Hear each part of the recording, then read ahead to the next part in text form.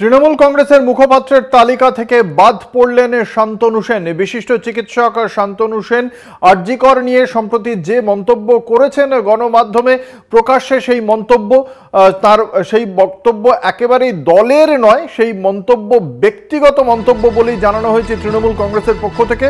এবং তিনি যে বক্তব্য রেখেছেন সেই বক্তব্যের কারণেই তাকে মুখপাত্রের তালিকা থেকে বাদ দেওয়া হয়েছে বলে জানতে পারা যাচ্ছে। এই মুহূর্তে শান্তনু সেন কি বলছেন আমরা শোনাবো। তবে এখানে দেখা করা যাবে না, আমার অফিসে এলে তবে দেখা করব। আমরা এই কলেজের ছাত্রদের থেকে এর আগে শুনেছি, আমরা এই কলেজের ফ্যাকাল্টিদের থেকে আগে শুনেছি যে ছাত্ররা বা ফ্যাকাল্টিরা তার সাথে দেখা করতে গেলে ঘন্টার পর ঘন্টা বাইরে তাদের অপেক্ষা করতে হতো। কিন্তু এরকম একটা ঘটনা ঘটে যাওয়ার পর আপনারা জেনে অবাক হবেন, গতকাল যখন আমরা তার বাড়িতে গেছি তখনও পর্যন্ত তার মা বাবা দুঃখ করে বলছে আজ পর্যন্ত প্রিন্সিপাল আমাদের সাথে কথা বলেনি বা দেখা করেনি। যেখানে রাজ্যের যেখানে রাজ্যের মুখ্যমন্ত্রী নিজে পৌঁছে যাওয়ার সময় পান, সেখানে দাম্ভিক, উন্নাসিক, অহংকারী প্রিন্সিপাল, তিনি তার একজন ছাত্রীর সাথে বলাৎকার হলো, খুন হলো, তিনি সময় পেলেন না দেখা করার। আজকে আমাদের প্রশ্ন অন্য জায়গায়। আমি আবার বলছি, বিগত কয়েক বছরে আরজি কর মেডিকেল কলেজ সবসময় বদনামের শিরোনামে কেন আসবে? আমি নিউট্রালি বলছি যে আমাদের সরকারকে আমরা দেখেছি তারা ডেভেলপমেন্টের জন্য কোনো পক্ষপাতিত্ব করে না। আজকে পিজি বেশি টাকা পায় বা মেডিকেল কলেজ বেশি টাকা পায় বা আরজি কর কম পায় তা নয়। তাহলে একই রকম সহযোগিতা পেয়ে যে আরজি কর মেডিকেল কলেজ 2015 সালে কেন্দ্রীয় ডেটার নিরিখে ভারতবর্ষের মধ্যে 11তম এবং ইস্টার্ন ইন্ডিয়ার মধ্যে প্রথম ছিল, আজকে মেডিকেল কলেজ পিজি সেই জায়গাগুলোয় স্থান পেলেও ভারতবর্ষের প্রথম 50টা মেডিকেল কলেজের মধ্যে আরজি কর মেডিকেল কলেজের জায়গা নেই। এটা দুঃখে মনটা ভেঙে যায়। আমরা বলেছি এই আন্দোলনকে আমরা সর্বাঙ্গে সমর্থন করেছি, পাশাপাশি নিশ্চিত করে আবেদন করেছি মুমূর্ষু রোগীরা ট্রিটমেন্ট না পেয়ে ফিরে যাচ্ছে সেটা যাতে না হয়। গতকাল এই আন্দোলনরত ছাত্রছাত্রীদের ওপরে যে বর্বরচিত হিংস্র আক্রমণ করা হয়েছে, আমি একজন সামাজিক জীব হিসাবে, একজন সচেতন নাগরিক হিসাবে দীর্ঘদিন ধরেই আবেদন করে আসছি, আন্দোলনকে অরাজনৈতিক রাখুন, আন্দোলনকে রাজনৈতিক ফায়দার কারণে ব্যবহার করবেন না। আর গতকাল যারা এই কাজ করেছেন, আমি বিশ্বাস করি পুলিশ প্রশাসন চাইলে তাদেরকে চিহ্নিত করা খুব একটা বড় ব্যাপার নয়। তার কারণ সংবাদ মাধ্যমে ইতিমধ্যে গোল গোল করে তাদের মুখকে দেখানো হয়েছে। আমি আশা করব পুরো তদন্ত শেষ হওয়ার আগে যেভাবে সঞ্জয় রায়কেই মূল অভিযুক্ত হিসেবে চিহ্নিত করা হচ্ছে, কি কারণে আমি জানি না, তদন্ত এখনো শেষ না হলে কে মূল অভিযুক্ত আর কে সেকেন্ডারি অভিযুক্ত আমরা বলতে পারি না, তদন্ত সম্পূর্ণ হওয়া দরকার। তাই গতকাল যে ঘটনা ঘটেছে, আমার রাজনৈতিক সত্তাটা আমি 1 মিনিটের জন্য নিয়ে আসছি। আমি যে দল করি সেই দলের সর্বভারতীয় সাধারণ সম্পাদক অভিষেক বন্দ্যোপাধ্যায়, তিনি নগরপালকে উদ্দেশ্য করে ফোনে কথা বলেছেন এবং এক্স হ্যান্ডেলে বলেছেন যারা আন্দোলন করছে তাদের দাবি যুক্তিযুক্ত এবং যারা এই বর্বরচিত কাজ করেছে কোনো দল না দেখে অবিলম্বে তাদের চিহ্নিত করে তাদের বিরুদ্ধে ব্যবস্থা নিতে হবে। আজ আমি এই কলেজের একজন প্রাক্তনী হিসেবে একই দাবি করছি। আমি মনে করি না কলকাতা পুলিশ, যারা স্কটল্যান্ড ইয়ার্ডের সাথে যাদের তুলনা করা হয়, প্রকাশ্যে পুলিশের সামনে যে মবটা ঝামেলা করলো তাদেরকে চিহ্নিত করতে বেশি সময় লাগার কথা নয়। তাই আমি এক্স স্টুডেন্টস অ্যাসোসিয়েশনের একজন সভ্য হিসেবে কলকাতা পুলিশের কাছে দাবি করছি, ইতিমধ্যে এই যে ছবিগুলো সংবাদ মাধ্যমে দেখা গেছে, আমি বিশ্বাস করি তার থেকে অনেক বেশি তথ্য আপনাদের কাছে আছে। 12 ঘন্টার মধ্যে তাদের প্রত্যেককে চিহ্নিত করে তাদের বিরুদ্ধে দৃষ্টান্তমূলক ব্যবস্থা নিতে হবে, তারা যে রাজনৈতিক দলের সাথেই যুক্ত থাকুক না কেন।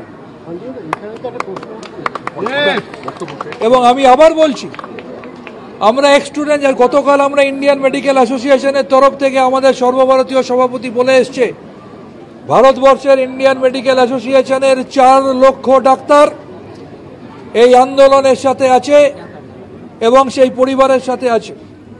আজও আমরা দায়িত্ব নিয়ে বলছি, এক্স স্টুডেন্টস অ্যাসোসিয়েশন যারা যেখানে আছেন, কলকাতায় আছেন, কলকাতার বাইরে আছেন, ভারতে আছেন, দেশের বাইরে আছেন, তারা সবাই শারীরিকভাবে মানসিকভাবে এদের পাশে আমরা আছি।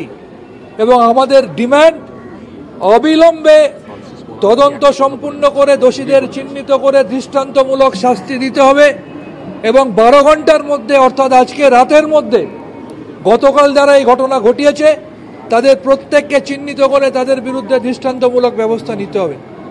আর তার সাথে সাথে আমি আবার আপনাদের সকলকে আবেদন করব, এক্স স্টুডেন্টস অ্যাসোসিয়েশন একটা কনগ্লোমারেশন। এখানে তৃণমূলপন্থী লোক আছেন, এখানে সিপিএমপন্থী আছেন, কংগ্রেসপন্থী আছেন, বিজেপিপন্থী আছেন, কিন্তু আমরা রাজনৈতিক সত্তাটা সরিয়ে রেখে বলবো, এই আন্দোলনকে আমরা কেউ রাজনৈতিক স্বার্থে ব্যবহার করব না। এটা আমাদের প্রথম আবেদন। দ্বিতীয় আবেদন, আমাদের কর্মবিরতি আন্দোলন ইত্যাদি সব চলছে, তার সাথে সাথে নিশ্চিত করে খেয়াল রাখবো কোনো মুমূর্ষু রোগী হাসপাতালে ট্রিটমেন্ট নিতে এলে আমরা মানবিকতার দিকটা দেখিয়ে তার ট্রিটমেন্টের ব্যবস্থা যাতে আমরা করতে পারি সেটা দেখব। এই কথা বলে আপনারা সকলে এক্স স্টুডেন্টস অ্যাসোসিয়েশনের তরফ থেকে যারা এখানে এসছেন তাদেরকে আন্তরিক ধন্যবাদ, অভিনন্দন, কৃতজ্ঞতা জানিয়ে আরও একবার ছাত্রদের এই আন্দোলনকে সমর্থন করে দোষীদের অবিলম্বে চিহ্নিত করে শাস্তি দেওয়ার দাবি জানিয়ে, এবং আজকে রাতের মধ্যে, গতকাল রাতে যারা দুষ্কৃতীরা ঢুকে তাণ্ডব করেছে, আমি নিজে রাত্রি 4টে সাড়ে 4টে পর্যন্ত ছিলাম। আমি বিভিন্ন ডাক্তার, আমি বিভিন্ন নার্স, আমি বিভিন্ন রিপোর্টারের কাছ থেকে ফোন পেয়েছি। কোনো একটা জনপ্রিয় টিভি চ্যানেলের ডিরেক্টর আমাকে বলছেন যে আমার 2জন মহিলা রিপোর্টার আটকে গেছে, ডক্টর সেন একটু রেস্কিউ করার ব্যবস্থা করুন। এই ধরনের হিংস্র কাজ যারা করেছে, অনেকে বলছে এভিডেন্স ট্যাম্পার করার চেষ্টা করা হয়েছে। আমি বিশ্বাস করি সিবিআই নিরপেক্ষ তদন্ত করে তাদের চিহ্নিত করবে। এবং আমার প্রশ্ন, ভারতবর্ষের এই একমাত্র প্রিন্সিপাল যাকে নিয়ে এত আলোচনা সমালোচনা, এত ঝড়, তাহলে শুধু তাকে আমরা বুক দিয়ে কেন আটকে রাখার চেষ্টা করব? তার জন্য যখন এত কিছু হচ্ছে তাকে আমরা কেন আটকাবো? আমরা সিবিআইয়ের তদন্ত চলাকালীন দেখেছি প্রয়োজনে অনেককে সিবিআই কাস্টডিতে নিয়ে ইনভেস্টিগেট করেছে।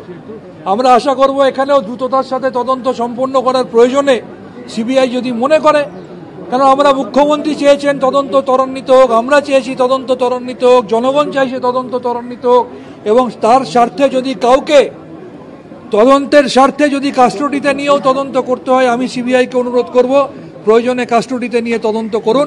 আমরা ইমিডিয়েট সলিউশন চাই। গতকালকে যে ঘটনা ঘটেছে আপনারা নিজেরাও দেশের নিন্দা করছেন, কিন্তু একটা বিষয় যেটা জানা যাচ্ছে যে 2টি এলাকার নাম পাওয়া গেছে ইতিমধ্যে, একটি কাশীপুর এবং একটি বেলগাছিয়া, এবং সেক্ষেত্রেও কিন্তু সেই শাসক দলের বিরুদ্ধেই আঙুল উঠছে তাদেরই। আমি আবার বলছি, আপনি যখন দলের কথা বললেন, আমি তৃণমূল কংগ্রেসের অনুগত সৈনিক হিসাবে আমার নেতা সর্বভারতীয় সাধারণ সম্পাদকের উক্তি কোট করে বলছি, যে বা যারা কাজ করেছে, এই কাজ করেছে, তারা যে দলের সাথে যুক্ত থেকে থাকুক তার বিরুদ্ধে ব্যবস্থা নিতে হবে। আর দ্বিতীয়, আমি বিশ্বাস করি অত্যন্ত দক্ষ কলকাতা পুলিশের পক্ষে এদেরকে চিহ্নিত করা তারা কোথাকার, তাদের কাছে খুব সহজ কাজ। আমি আশা করব আমাদের নেতার কথা মেনে পুলিশ কমিশনার যুদ্ধকালীন তৎপরতায় তাদের চিহ্নিত করে তাদের বিরুদ্ধে শাস্তি দেবে।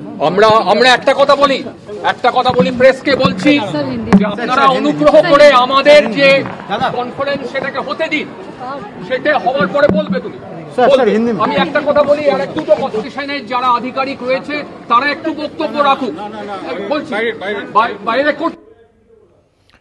তৃণমূল কংগ্রেসের মুখপাত্রের তালিকা থেকে বাদ পড়লেন বিশিষ্ট চিকিৎসক শান্তনু সেন। আরজিকর নিয়ে তিনি সম্প্রতি যে মন্তব্য করেছেন প্রকাশ্যে, সেই মন্তব্য তার ব্যক্তিগত, দলের নয়, এমনই জানিয়েছেন তৃণমূল কংগ্রেসের পক্ষ থেকে মুখপাত্র জয়প্রকাশ মজুমদার। কি বলেছেন শোনাব।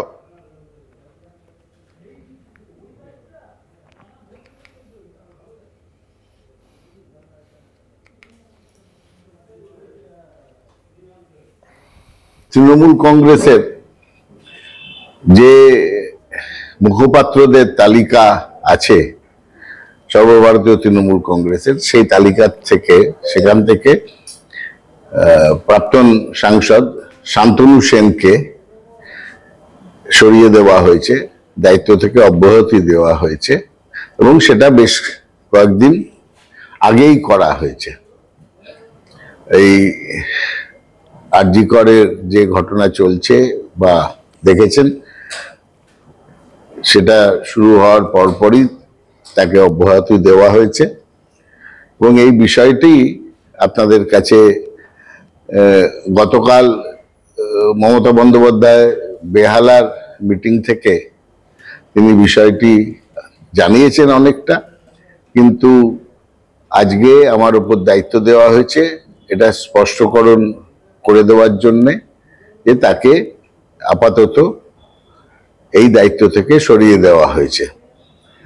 এবং এর মধ্যে গত কয়েকদিনে তার যে কোনো বক্তব্য যেটা মিডিয়ার সামনে এসছে সেটা একান্তভাবে তার ব্যক্তিগত, এবং দল সেই সব বক্তব্যের কোনো দায়িত্ব নিচ্ছে না।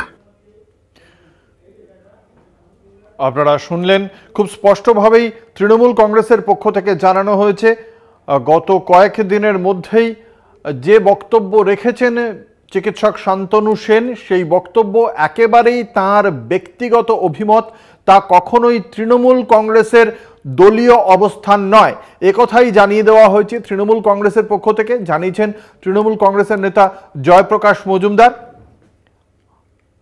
গতকাল মুখ্যমন্ত্রী মমতা বন্দ্যোপাধ্যায় স্বাধীনতা দিবসের প্রাক্কালে যে ভাষণ দিয়েছিলেন বেহালার কাছে, তারপরেই তিনি এই সিদ্ধান্ত জানিয়ে দেন দলেরকে, এবং তারপরেই দলের পক্ষ থেকে এই ঘোষণা করেন জয়প্রকাশ মজুমদার। সাম্প্রতিক বেশ কয়েকটি ক্ষেত্রে চিকিৎসক শান্তনু সেন আরজিকর হাসপাতালের ঘটনার প্রেক্ষিতেই তিনি বেশ কয়েকটি বক্তব্য রেখেছিলেন। গতকাল মুখ্যমন্ত্রী মমতা বন্দ্যোপাধ্যায় তিনি কি বলেন এ বিষয়ে আমরা শোনাব। তৃণমূল কংগ্রেসের এতদিন যাদের আমি একটি কথাও বলতে বারণ করেছিলাম, আর দু একজন যারা বলছেন আমি ছেড়ে দিলাম স্পোকসপারসনের পোস্ট, তাদের আমরা আগেই সরিয়ে দিয়েছি। মনে রাখবেন, তারাও কিন্তু চক্রান্তের মধ্যে ছিল। যখন আমরা জানতে পেরেছি, আমি তৃণমূল কংগ্রেস করে বলে রেয়াত করিনি।